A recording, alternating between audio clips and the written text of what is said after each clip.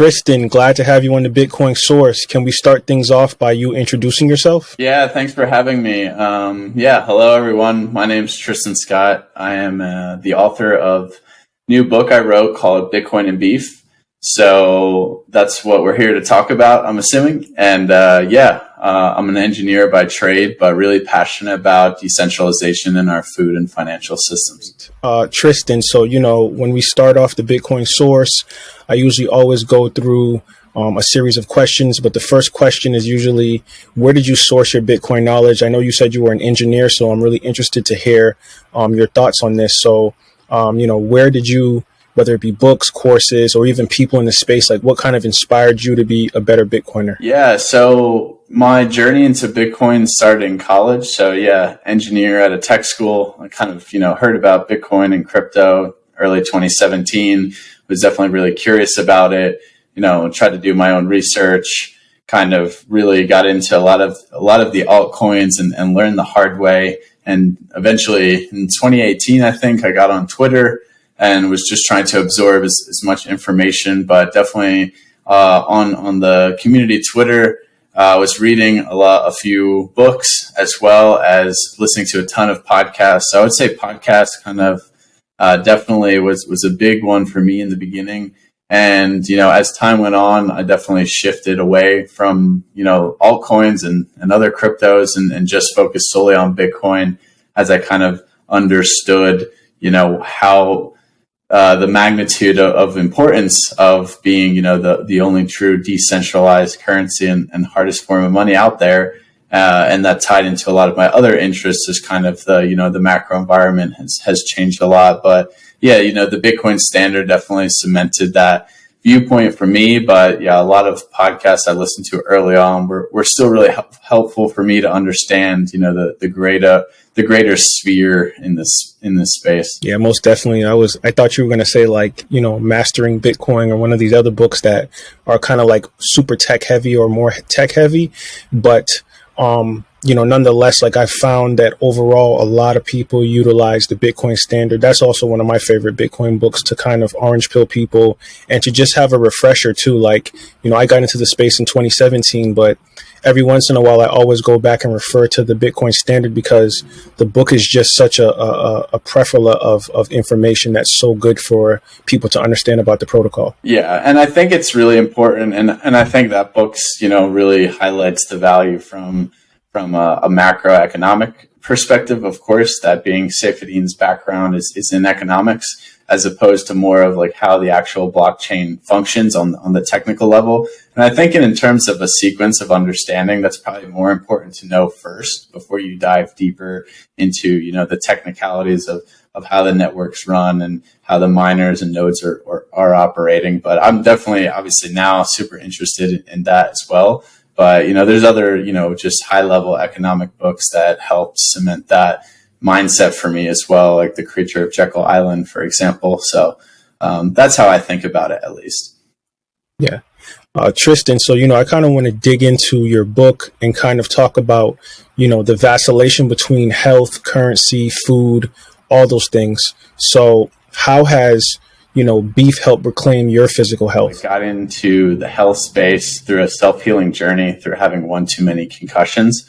So I was in a really bad spot when I really had a self-healing journey, and I, hyper focused on my diet, lifestyle, and kind of that led me to, animal-based diet and being really interested in regenerative agriculture. So, just from a nutrient density perspective, beef is probably, the most nutrient dense food out there. And you want to talk, about beef liver specifically, they're extremely nutrient dense foods and they're very bioavailable. And that's why they're definitely different from plant foods.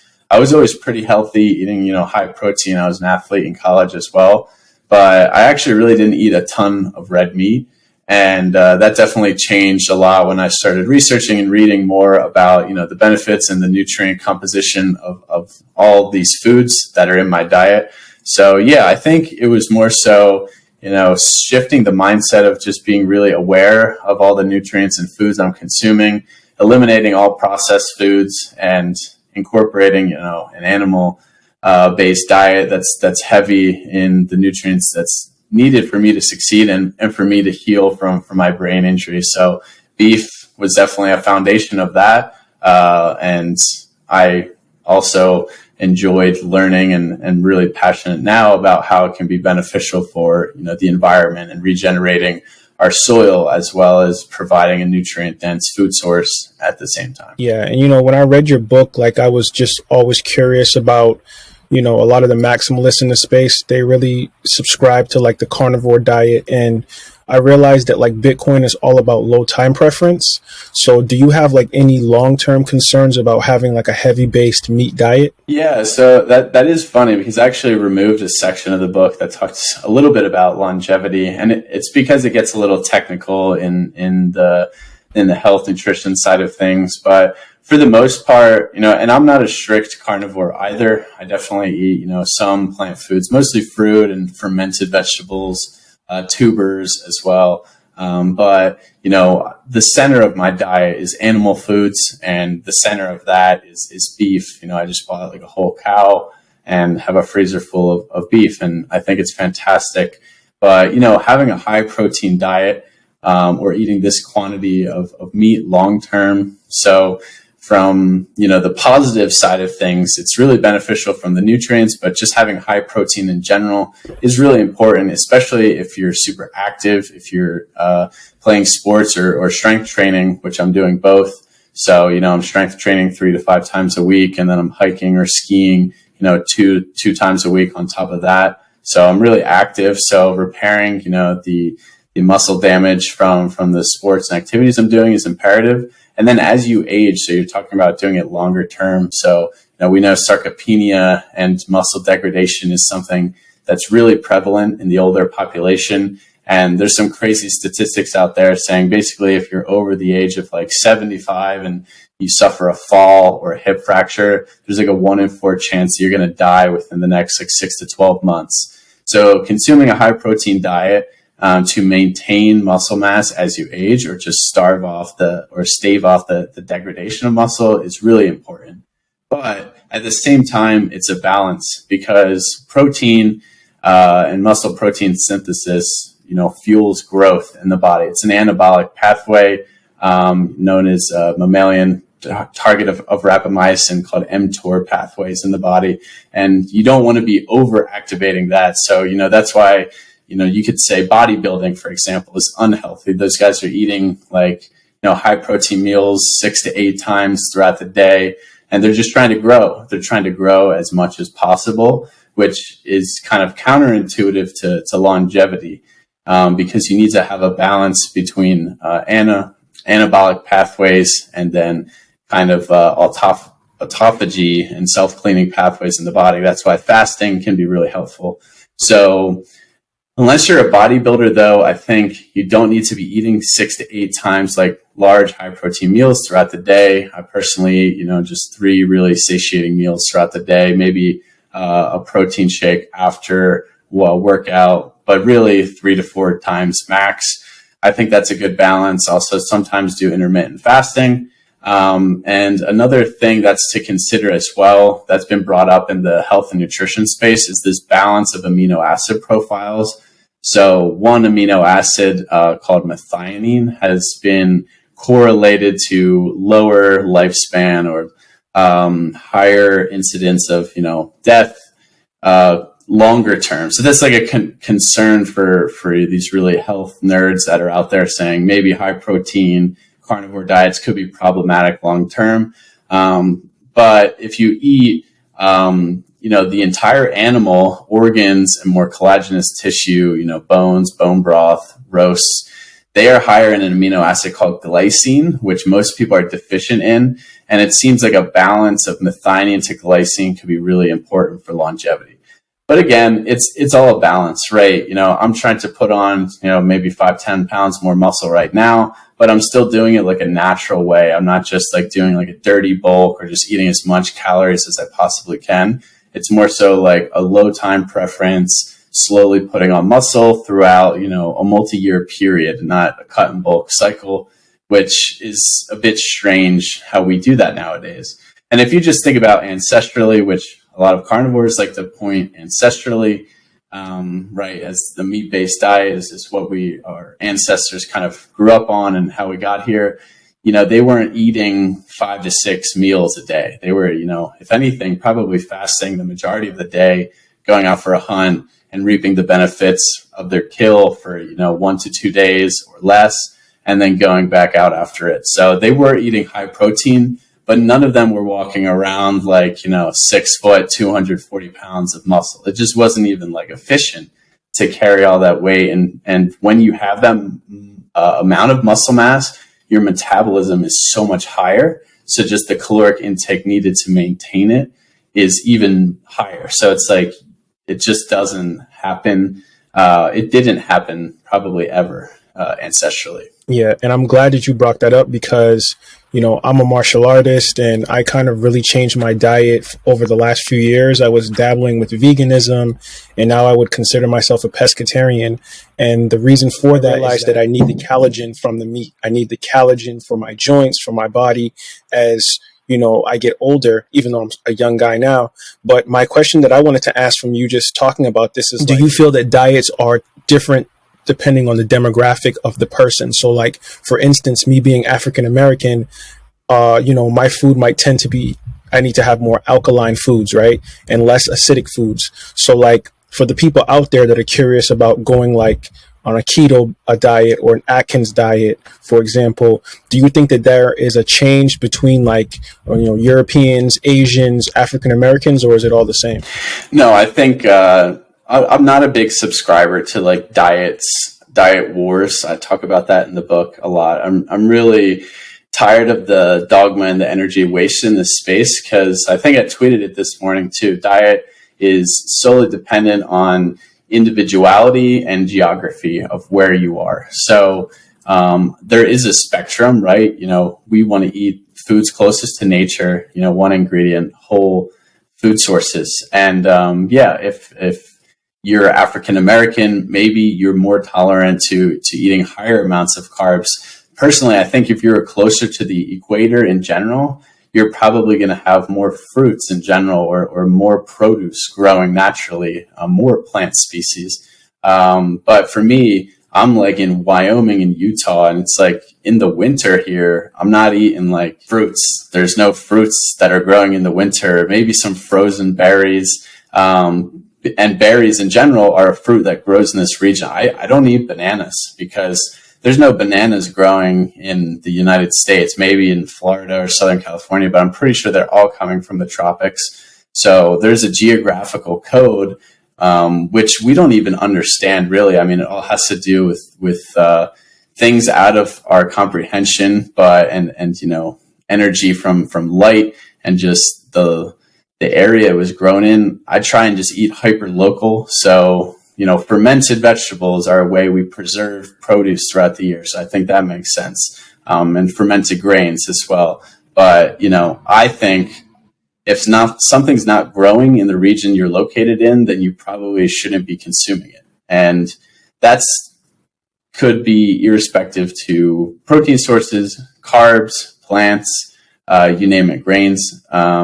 But yeah, and then in that regard, there definitely maybe are some races, some ethnicities that are more tolerant to high carbohydrates, certain types of fat profiles, and that could be variant on your genetic background as well. So, in the US, it's really hard because you got such a mixed bag of ethnicities that a lot of people are coming from. But I think it's definitely something to consider, and that's why every diet is different in terms of what might be most optimal. But I think we can all agree that, bioavailable animal source foods are important to have. And then depending on the spectrum of where you are and your background would be, what sort of plant and grain species you could be including in your diet.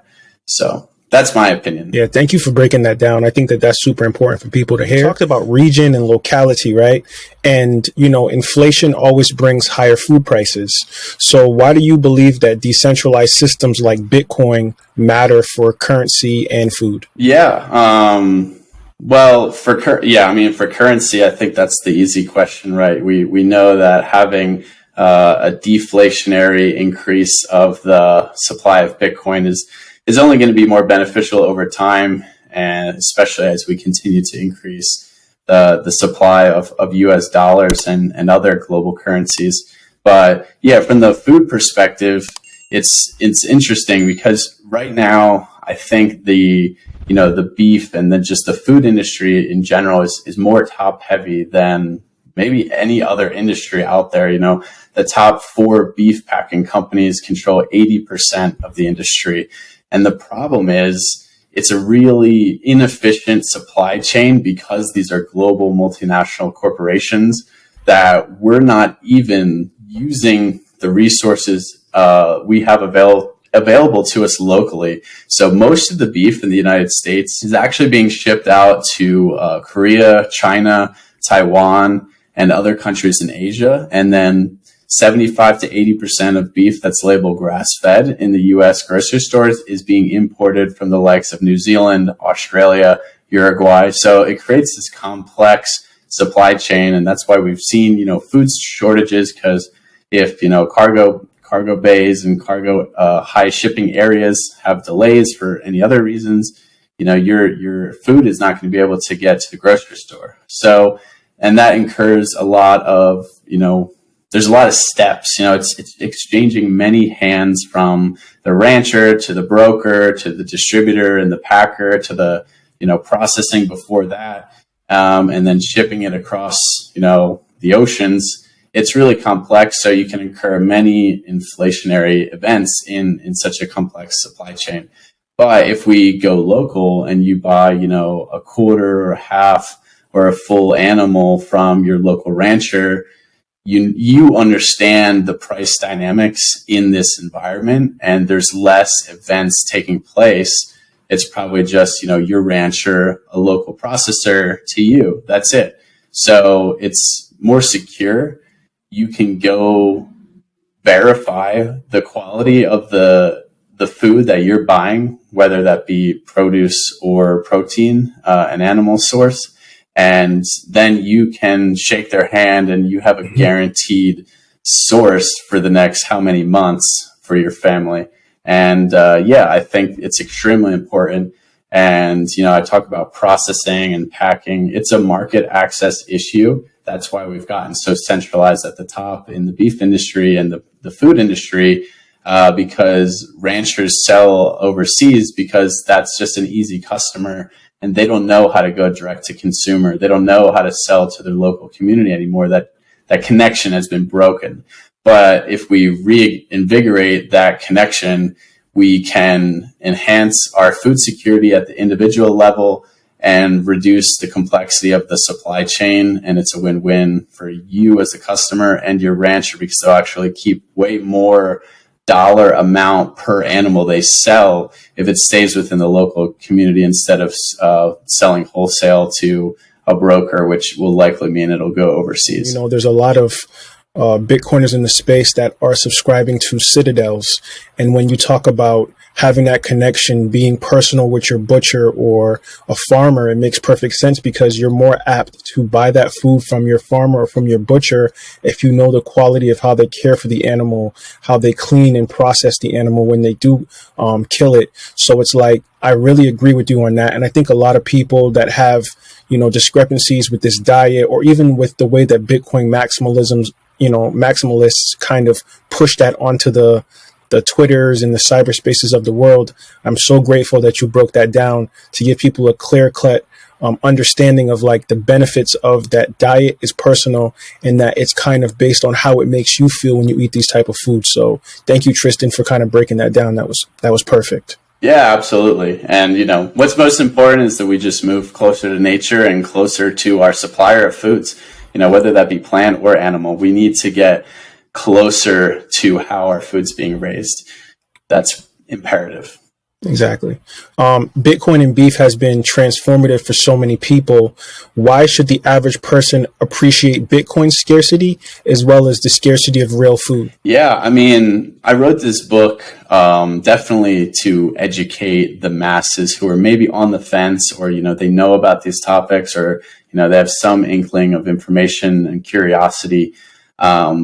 it's, a technical dive in some areas, but it really starts high level and backs up a lot of the research for both of these areas. And, everybody should be concerned about monetary scarcity and hard money right now. I think the past 2 years have transformed the public's inclusivity on these topics, right? Like everybody's waiting for, the Fed to announce the interest rate hike tomorrow. Like it's like the everyday person is so engaged in these topics because it's so important to them, and being involved in the decisions of monetary policy is really important because that's their livelihood. Wealth and health simultaneously are probably the two most important things in your life to be happy, to live a fulfilling life and do the things that you want to do.